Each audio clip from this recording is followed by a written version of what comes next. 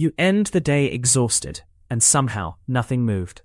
Your calendar was full, your inbox was on fire, Slack never stopped, and the actual work that pays the bills is still sitting there, untouched. Admin is running your business. Revenue work gets postponed to later, errors hide in threads nobody reopens, and your team lives in that constant low-grade panic of being behind. That is work leaking out of your week, one tiny task at a time. And it feels normal until you do the math. Moving to slide 2. There is a tax you are paying that never shows up on a P&L. It is work created by work. You quote something, then you copy it into a tracker. Then someone asks for an update, so you paste the same info into an email. Then a tool cannot talk to another tool, so you become the integration. Process gaps turn into message chains. Every exception becomes a drama because nobody is sure what right looks like. This is why a simple request turns into 12 touches. Not because your team is slow, but because the system is designed to require humans to glue it together. That hidden admin tax does not stay flat. Moving to slide 3. It keeps growing because your business keeps adding complexity in every direction. More customers means more edge cases, more promises, more special terms. More variance means more SKUs, more pricing rules, more just this once exceptions. More tools means more gaps between them, and those gaps become manual steps. More rules means more approvals, more screenshots, more can you confirm loops. More reporting means more copying because the data lives in 5 places and none of them agree. And the faster you try to move, the more exceptions you generate, which creates even more admin. If you do not deliberately reduce the surface area, the admin wins by default, and your focus gets sliced thinner every month. Moving to slide 4. Then the killer shows up, context switching. You bounce from inbox to spreadsheet to chat, back to the inbox, then into a ticket, then into a doc to find the last decision. Tabs become your job. Deep work never really starts, so the only thing you can finish is more small stuff. Quiet mistakes rise, not because you are careless, but because your brain is being interrupted every 3 minutes. That is how a day disappears without a result. Moving to slide 5. Approval bottlenecks multiply when nobody owns the decision. If the decision owner is unclear, everything gets routed upward just to be safe. Then fear takes over. People avoid making the wrong call, so they ask for proof every time, even when it's the same scenario as last week. The same questions get repeated because the reasoning never gets captured in a place the next person can reuse. Leaders become the queue, and your team learns that shipping work means waiting. That creates a second-order problem. People start packaging updates, screenshots, and long explanations to earn approval, which adds more admin on top of the work. When approvals become the workflow, you do not have a speed problem. You have a decision system problem, and the symptoms show up everywhere.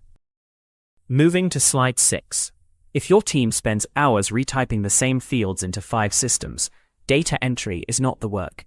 It is the symptom. Forms get created to satisfy reporting, not to help execution, so people become the integration layer. Copy and paste turns into tiny mistakes that cascade, and then reconciliation becomes its own job. When humans are the duct tape, the system is already broken. Moving to slide 7. When the system cannot tell you what is true, meetings become patch notes. Status calls replace dashboards. Decisions get pushed to the next call because nobody trusts the numbers. Alignment turns into a weekly ritual, notes turn into new tasks, and follow-ups never end. If the only way work moves is by talking about it, you are paying a tax in time and attention. Moving to slide 8. Busywork does not just waste hours. It creates real risk. Start with inconsistent records. If the customer name, contract value, or ship date differs across tools, your team will act on different realities. That is how you get duplicate orders, missed renewals, or inventory that looks available until it is not. Then there is proof. Approvals that live in a chat thread, a forwarded email, or someone's memory are not approvals.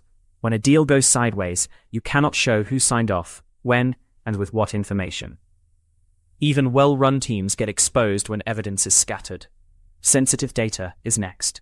When people move work through email to avoid clunky systems, confidential files and personal data end up in inboxes, downloads folders, and external shares you do not control. Retention policies, access rules, and revocation become guesswork.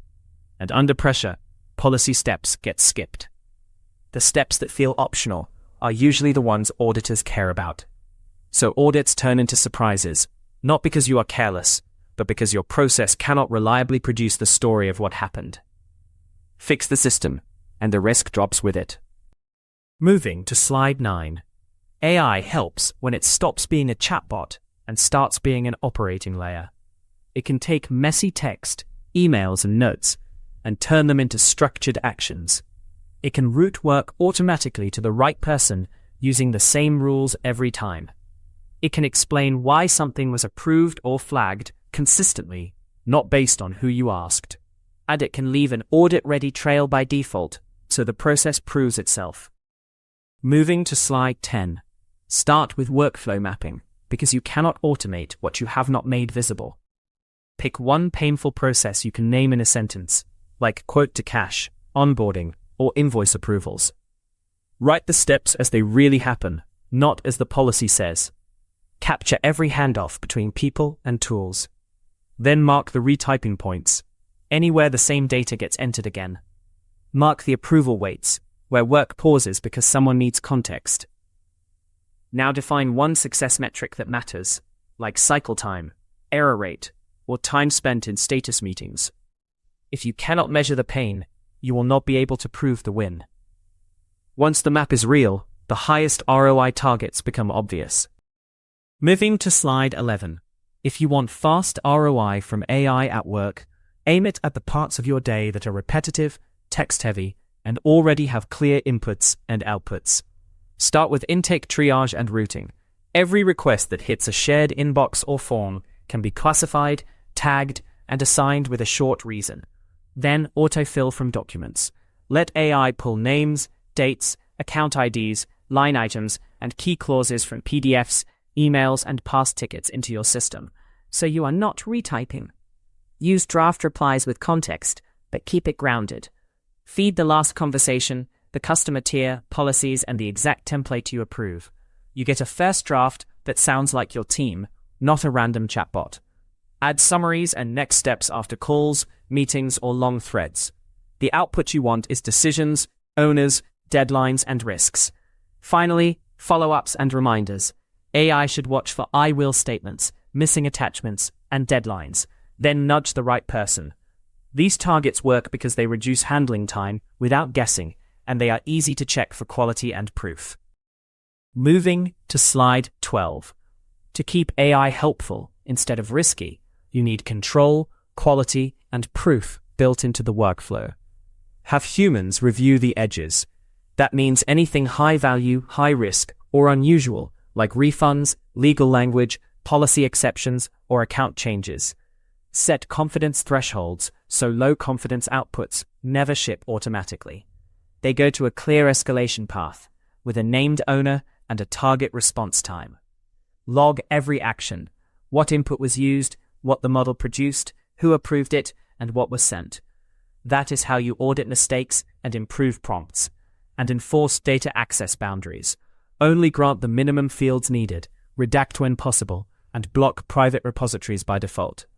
When you do this, AI becomes a measurable process you can trust, and that is what lets you expand it without creating operational drag.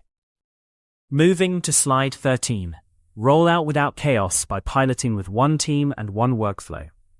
Capture a baseline first, like handle time, backlog, error rate, and customer satisfaction. Train the system on real cases from that team, then update SOPs immediately so people know what changes. Only scale after a few stable weeks where metrics hold and edge cases are handled. If you want more scripts like this, subscribe. Comment with the workflow you want to automate first. This automation scales work. Understanding scales decisions.